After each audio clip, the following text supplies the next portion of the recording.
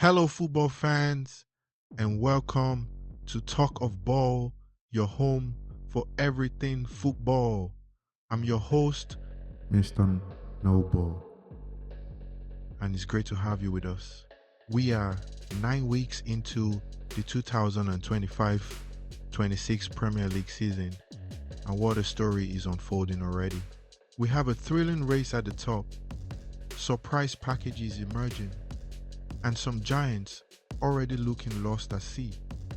Today, we're going to break it all down. We'll start with a title race heating up between the league leaders and the defending champions, checking on the chasing pack, and then, of course, we will take a deep dive into the ongoing crisis at my club, Manchester United. Finally, I'll give you my predictions for the rest of the season. So, grab a seat, get comfortable. This is the definitive Week 9 breakdown. Let's get into it. Alright, let's start where the action is. The very top of the table. Arsenal are currently leading the pack. After another ambitious summer window, bringing in firepower like Victor Gyökeres, the midfield control of Martins Zubimendi and Eberechi Eze, Mikel Arteta's team looks complete. Even with injuries, they've been relentless and currently sit top of the table heading into the international break. 5 wins, 1 draw, 1 loss, and most importantly, a belief that this could finally be their year. But breathing right down their necks, sitting in second, are the defending Premier League champions, Liverpool.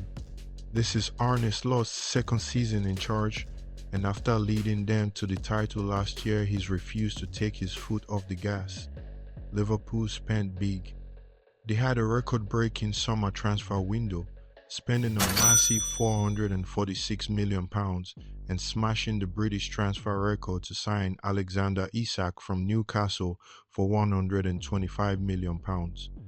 Add in Florian Wirtz and Hugo Ekitike, and it's clear they're not giving up that crown easily. We're already seeing a 2-horse race forming Arsenal versus Liverpool, and it's mouth-watering. And what about the team they dethroned? After a poor season last year by their incredibly high standards, Manchester City are the wounded beast. They are lurking, and you can never, ever write them off.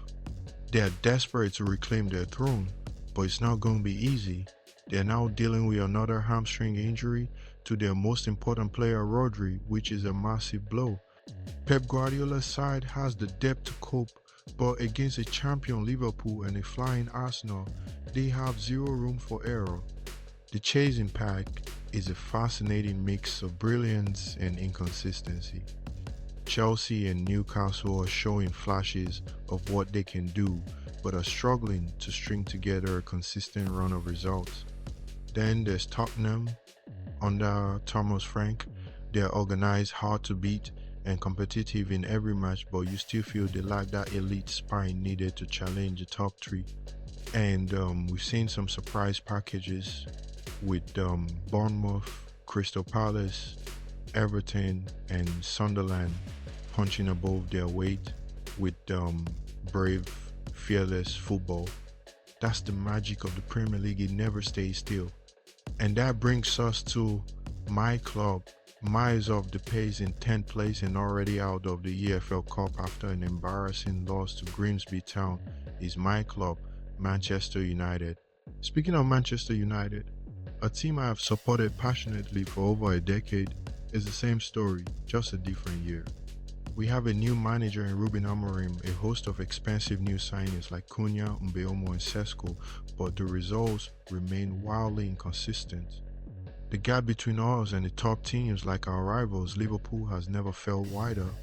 Amorim has implemented his trademark 3-4-3 or 5-2-3 system, which can also adapt to a 3-4-2-1. This tactical setup, which was successful at his previous club, Sporting Lisbon, The philosophy is built on a solid back three and lightning quick attacks from the wing backs. But in the Premier League, the system's greatest weakness is being brutally exposed every single week. The two-man central midfield. Those two midfielders are being asked to do the work of three, and they are being completely overrun. Amorim has often stuck with Casemiro and Bruno Fernandes as his pairing, and it has been a tactical failure. Casemiro no longer has the legs to screen the defense alone, and Bruno, well, we'll get to Bruno.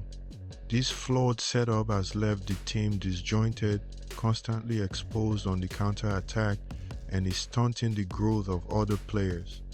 Manuel Ugarte, who should be a key part of the midfield, can't get a consistent run of games. And, most criminally, our academy gem, Kobe Mainu, has been frozen out, making only one start in the cup, and has been dropped from the national team as a result. This is a prodigious talent who started for England in the Euro 2024 final. Now, his development is stalling. He was reportedly pushing for a loan move in the summer to get playing time, and despite interest from over a dozen clubs, United have refused to let him leave. This midfield disaster is exactly why so many fans, myself included, was so vocal about the need for a player like Brighton's Carlos Baleba in the summer. He was brilliant last season, and while he's had a quieter start to this campaign, his profile is exactly what we are missing. He brings relentless energy, defensive tenacity, and the ability to drive with the ball from deep. Is Baleba the single answer to all our problems? No. But a midfield trio of Baleba alongside a holder like Ugarte or Casemiro makes a world of sense. It provides balance, it provides energy, and it provides a platform for our attackers. United were heavily linked and are known to be huge admirers. However, Brighton chairman Tony Bloom has made it clear that Baleba was not for sale, telling United in no uncertain terms to go away. Some reports suggest Brighton's asking price was in excess of the fee Chelsea paid for Moises Caicedo. His own manager has admitted the transfer speculation may have unsettled the young midfielder after a tricky start to this season. While a move is off the table for now, United's interest remains, and this feels like a saga that will reignite next summer. And this brings me to the captain, Bruno Fernandes. I'm gonna say it again because it needs to be said. For the last 2 years, I believe he has become a fundamental part of the problem. His on-field antics are becoming a distraction. He's so busy waving his arms, directing everyone else, and trying to be the hero with every single pass that he is failing to perform his own basic duties.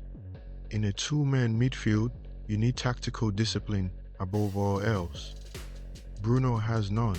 He vacates the space constantly, leaving his partner isolated. He demands the ball, only to give it away with a high-risk pass that puts the entire team under pressure. He's already missed 2 penalties this season, and his influence is waning.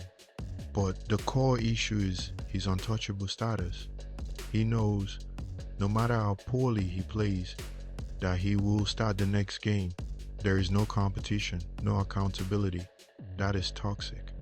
When Saudi clubs were reportedly offering over £100 million for him in the summer, I believe United missed a golden opportunity to cash in and begin a proper, desperately needed midfield rebuild. So, after all that, who takes home the Premier League trophy?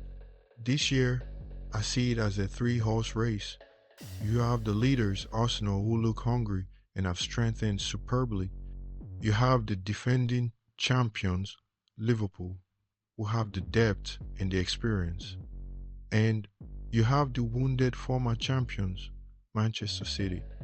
While my head says the defending champions, Liverpool, or the hunger of Arsenal should make them favorites, I have a nagging feeling about Manchester City.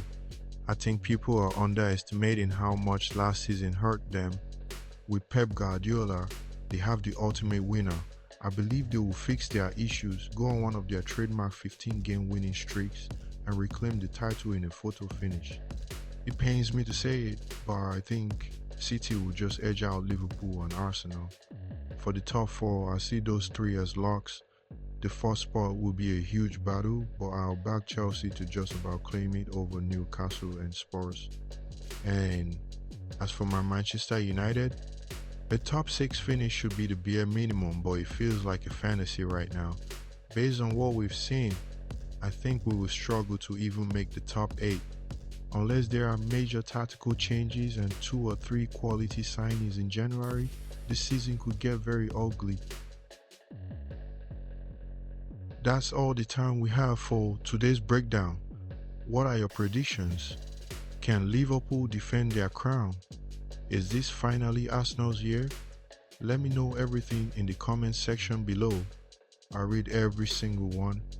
If you enjoyed the video, please give it a thumbs up, subscribe to the channel, and hit that notification bell so you never miss an episode. I'm Mr. No Ball, and this has been Talk of Ball, home to everything football. Thanks for watching, and keep the football talk rolling.